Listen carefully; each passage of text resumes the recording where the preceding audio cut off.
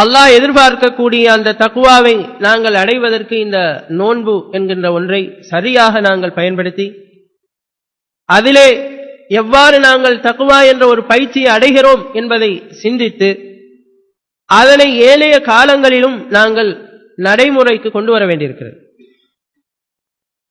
இந்த நோன்பை எடுத்துக்கொண்டால் இந்த நோன்பில் பகல் காலங்களிலே நாங்கள் சாப்பிடாமல் குடிக்காமல் மனைவிகளோடு தொடர்புகளை ஏற்படுத்தாமல் எங்களை நாங்கள் பாதுகாத்துக் கொள்கின்றோம்.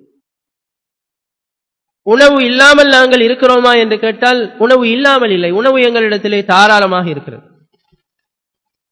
குடிப்பதற்கு நீர் இல்லாமல் நாங்கள் இப்படி செய்கிறோமா என்று கேட்டால் இல்லை, தாராளமாக குடிப்பதற்கு நீர் இருக்கிறது. ஆனால் நாங்கள் அந்த நீரை குடிக்கின்ற எந்த ஒரு முயற்சியும் நாங்கள் எடுப்பதில்லை.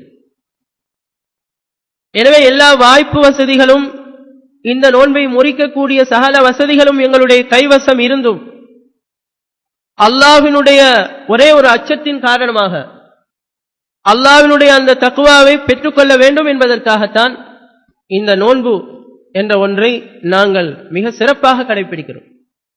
யாரும் ரகசியமாக கூட அவர்களுக்கு உண்ணுவதற்கு வாய்ப்பு கிடைத்தால் அவர்கள் உண்ண மாட்டார்கள்.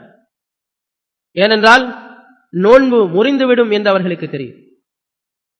குடிப்பதற்கு வாய்ப்பு இருக்கும், ஆனால் குடிப்பதற்கு அவர்கள் செல்ல மாட்டார்கள். ஏனென்றால் அவர்களுக்கு நோன்பு முறிந்துவிடும் என்று தெரியும்.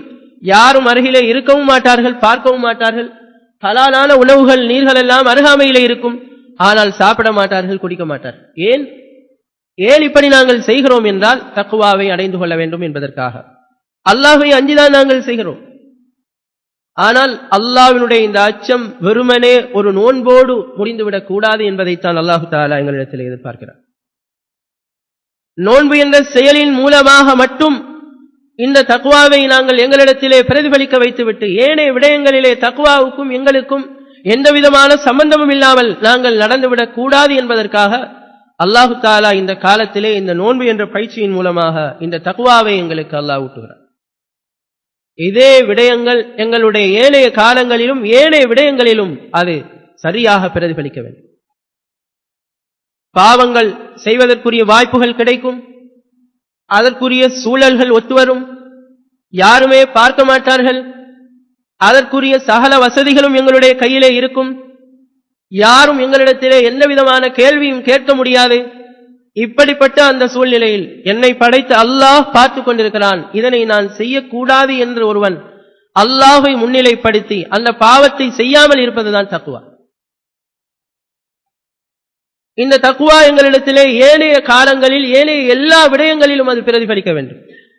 இன்று எங்களுடைய சிந்தனை போக்கு எப்படி இருக்கிறது என்றால், இந்த தக்வா இல்லாததன் காரணமாக அல்லாஹ் ஒன்றை விரும்பவில்லை என்று சொன்னால் கூட நாங்கள் அதை சர்வசாதாரணமாக செய்ய ஆரம்பித்து விடுகிறோம்.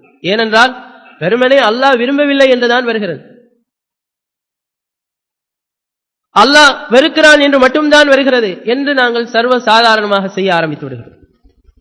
அதையும் தாண்டி அல்லாஹு தஆலா தடுத்த விஷயங்களை கூட அல்லாஹ் தடுத்திருக்கிறான். எனவே இது ஒரு ஹராம், வெறுமனே ஒரு ஹராம் என்று நாங்கள் பார்த்து அந்த பாவத்தை செய்வதற்கு முனைகிறோம். காரணம் ஹராம் தானே என்று நாங்கள் அலட்சியமாக கதைக்கிறோம்.